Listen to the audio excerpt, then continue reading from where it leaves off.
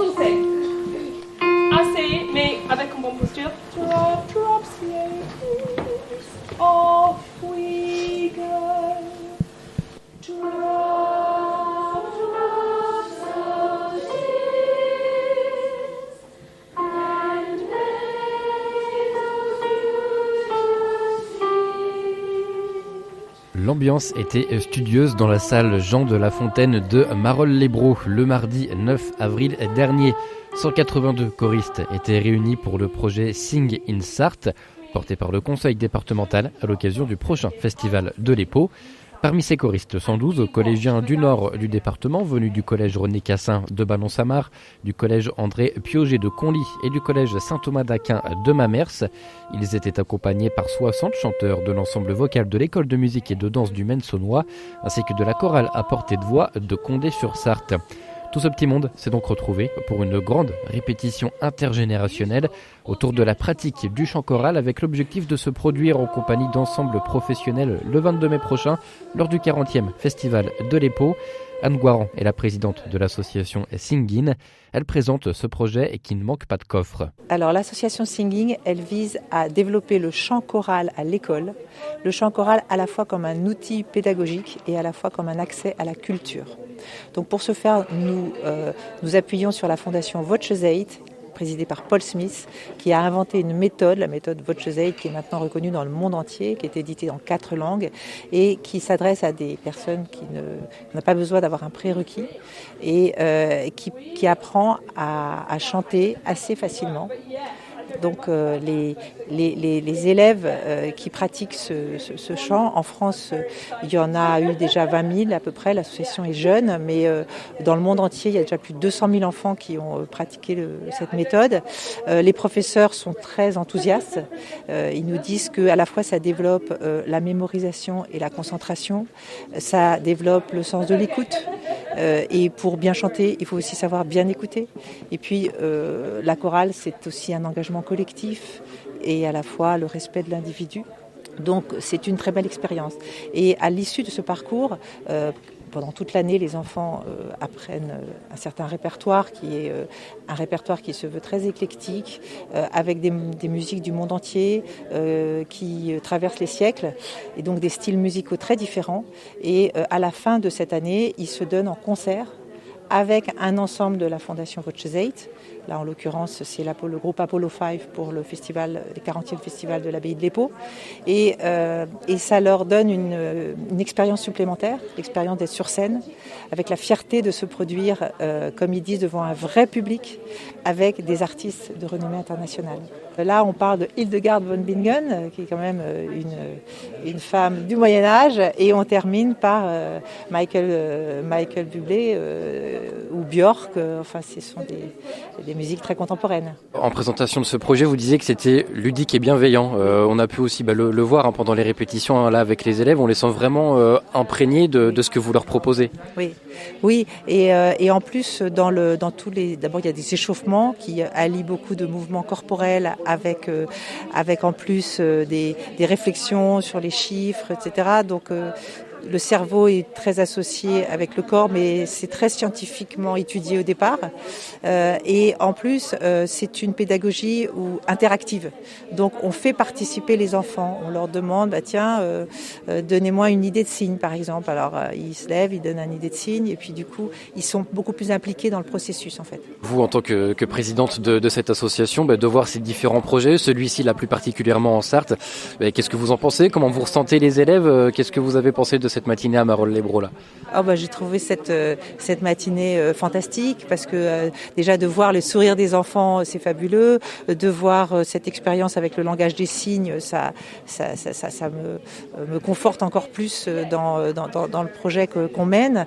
C'est vraiment un booster parce que c'est pas facile de développer ce programme. Moi, je suis en permanence à la recherche de mécènes et dans la France entière et donc ça me conforte dans le fait que c'est vraiment important. Et je pense vraiment que ça permet à l'enfant de se construire. Lovely, gorgeous. All together and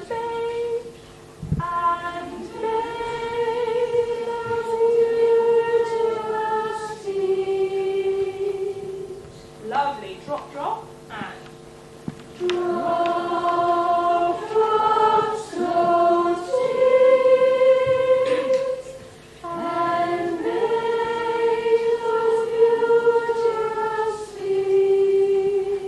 C'est donc l'ensemble vocal Apollo 5 qui est en charge de faire répéter les 182 choristes amateurs sartois. Comme vous l'entendez, chacun et chacune d'entre eux sont attentifs aux explications et aux conseils d'Emily Owen. Membre d'Apollo 5, elle participe à de nombreux projets singing dans toute la France. Nous lui avons demandé quel était son travail pendant ces phases de répétition avec les choristes amateurs et en particulier avec les collégiens. Le travail, c'est très très bien. Les élèves, sont très enthousiastes et les sons de le chant, c'est très très bien. Nous travaillons avec 6 chansons de un style varié, chansons anciennes, pop, classiques, et tous les styles, c'est très très très bien avec les élèves. Et pour ce projet, c'est très important, très un petit peu différent parce que un élève elle est sourde, malentendante. Oui, pour Drop Slow Tears, vous travaillez avec les signes de British Sign Language et travaillez une danse pour Drop Slow Tears. Et aussi, je pense pour le concert, vous avez une trompette pour le concert. Ça, c'est un concert, oui, spectaculaire. Votre travail avec les élèves, j'ai envie de dire 2 difficultés qui pourraient se présenter à vous. Oui. D'une, la compréhension de l'anglais au français, et de 2, leur apprendre le chant choral, quelque chose qu'ils ne connaissent pas forcément. Oui, tous les 2. Les langues, c'est très difficile. Les 5 de les chansons, c'est en anglais, et le pop particulièrement, c'est toutes les paroles. Et pour les élèves, c'est très difficile. Mais et c'est aussi important travailler avec les sons, avec les musiques, avec les voix pour les élèves. Et ce projet, c'est très très bien. Les sons des élèves, c'est très bien. Ouais. Ouais, comment vous les ressentez justement ces élèves-là, ces enfants, the feelings? Oh, the feelings. Je pense que les élèves sont très un petit peu excité et enthousiaste pour le concert, et je suis très fière pour les élèves. Les travailler, c'est très très bien. Les travailler, c'est dur, non?